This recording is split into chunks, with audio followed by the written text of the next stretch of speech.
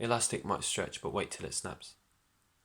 He inflates his cheeks like the throat of a toad to blow out tens of candles. He didn't know exactly how many. He'd lost track.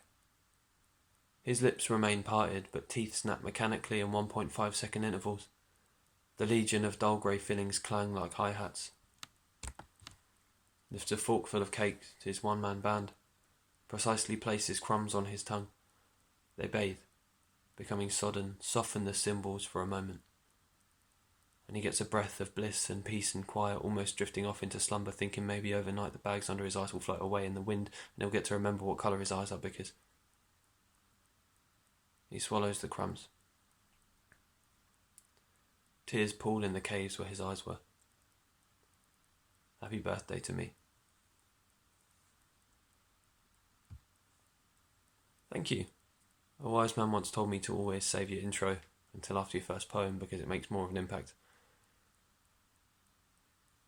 Hopefully he was right. Hello, my name is Ken. Thank you for having me here. It's an honour and a privilege. I'd like to show my gratitude with this next poem, who is about someone very special. I'm sure we all know and love. It's called If I Were to Describe You as an Indent. If I were to describe you as an indent, Harry Jackson, I'd call you the margin on the left-hand side of the planet, because you place us onto the open page with enough room to grow. We skywrite, dangling desperate lines from careening biplanes named after you. A legion of propeller-powered Harry Jacksons swarming the cities you've called home, dropping DVDs with your face on, containing our impressions of you. Your smile landing gently in the palms of the new unsuspecting disciples below. To bring it full circle, Harry Jackson, and to complete this short analogy, you wait patiently as we all pull an Icarus, running out of fuel and falling only to land in your big, safe hands. Palms cupped, stroking our foreheads and patting our backs before nudging us into the world again, with a go-get-em champ and a packed lunch, like the margin on the left-hand side when we reach the end of the page.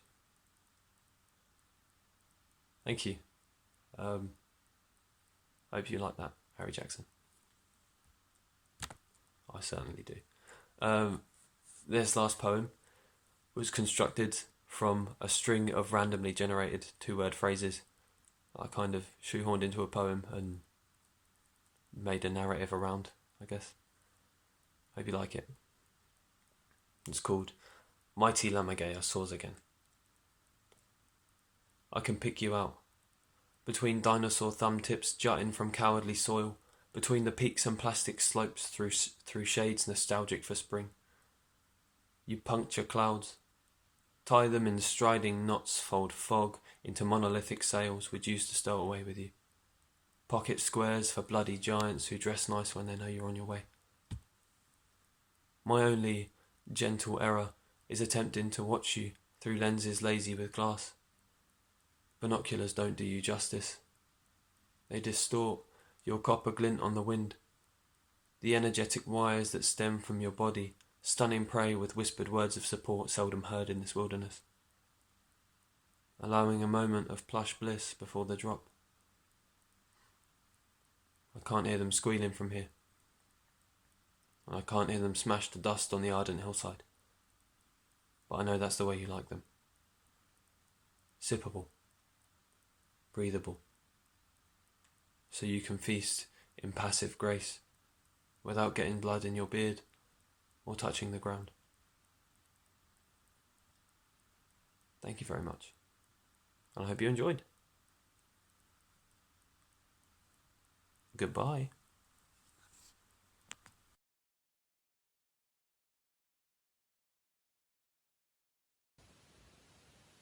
Hiya, I'm Poppy, and this is a poem that me and my sister worked on collaboratively in response to the world in its current state and the idea of colour. What is colour? A world made up of colourless shapes and lines that are filled with our feelings. A world with what we see is seen differently by everybody.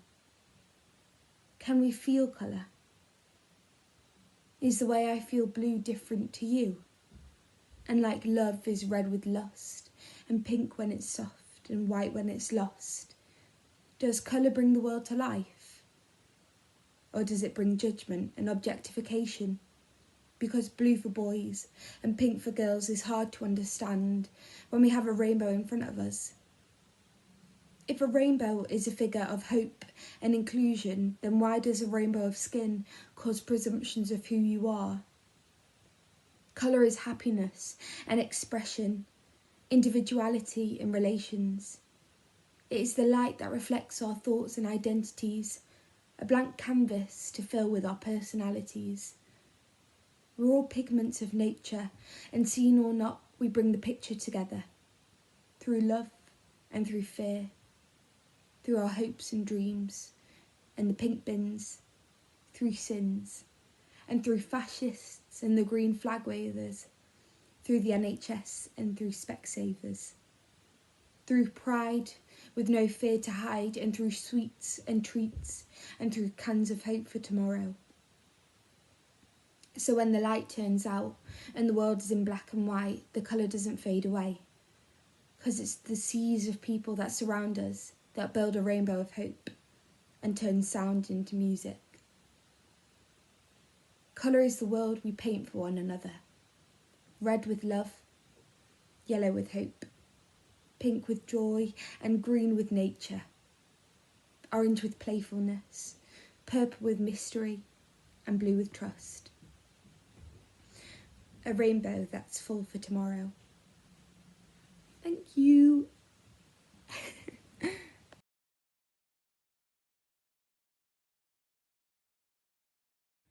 White privilege.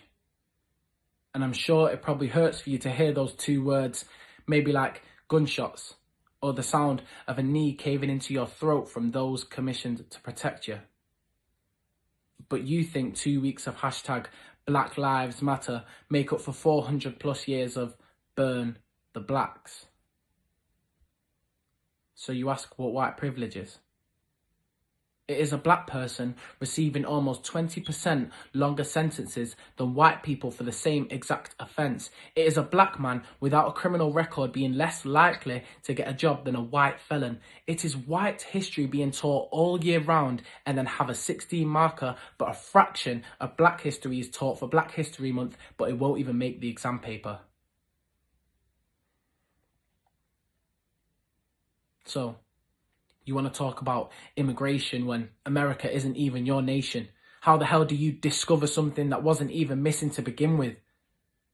And we've got white girls with the fake bums, fake lips, a tan and curly hair. And there's no problem with that, but why is their father in the EDL if his daughter wants to look like us?